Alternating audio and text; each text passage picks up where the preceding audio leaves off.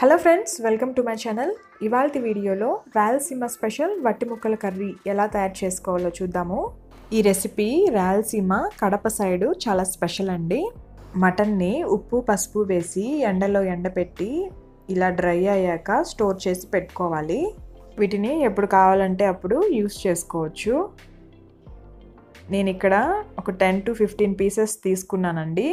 వీటిని ఒకసారి బాగా వాష్ చేసి ఒక గంట పాటు నానబెట్టుకోవాలి.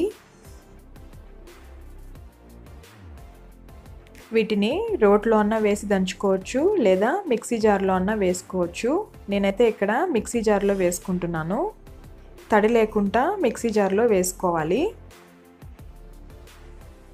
ఇలా మిక్సీ జార్లో వేసుకొని పీసెస్గా చేసుకోవాలి. తర్వాత ఒక ప్యాన్ పెట్టి అందులో 2 టేబుల్ స్పూన్స్ ఆయిల్ వేసుకోవాలి. అందులో 1 స్పూన్ ఆవాలు, 1 స్పూన్ మినప్పప్పు, 1 స్పూన్ జీలకర్ర వేసి బాగా వేగనివ్వాలి. ఇది వేగాక మనం సన్నగా కట్ చేసి పెట్టుకున్న ఉల్లిపాయ ముక్కల్ని యాడ్ చేసుకోవాలి.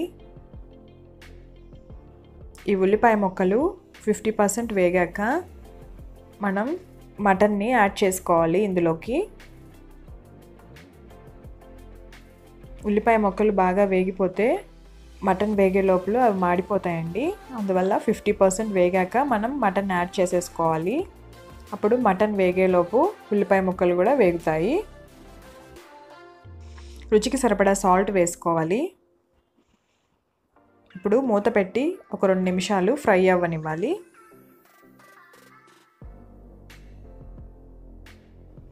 తర్వాత దంచిన వెల్లుల్లి వేసుకోవాలి.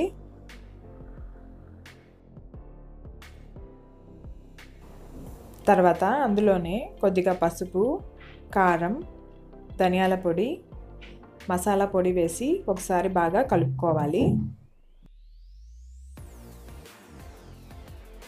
ఇలా కలుపుకున్న తర్వాత మూత పెట్టి ఒక 2 మినిట్స్ ఫ్రై అవ్వనివ్వాలి. ఇది తొందరగానే వేగిపోతుందండి, ఎందుకంటే మనం మిక్సీ జార్లో వేసి పీసెస్గా చేసుకున్నాం కదా, సో తొందరగానే వేగిపోతుంది. సో అంతే అండి, డ్రైడ్ మటన్ ఫ్రై రెడీ అయిపోయింది. ఇది పప్పు చారులోకి సైడ్ డిష్గా చాలా టేస్టీగా ఉంటుంది. మీరు కూడా తప్పకుండా ట్రై చేయండి. ఎలా వచ్చిందో నాకు కామెంట్ చేయండి. నా ఛానల్ని ఫస్ట్ టైం కానీ చూస్తున్నట్లయితే లైక్ చేసి సబ్స్క్రైబ్ చేసుకోండి. And thanks for watching.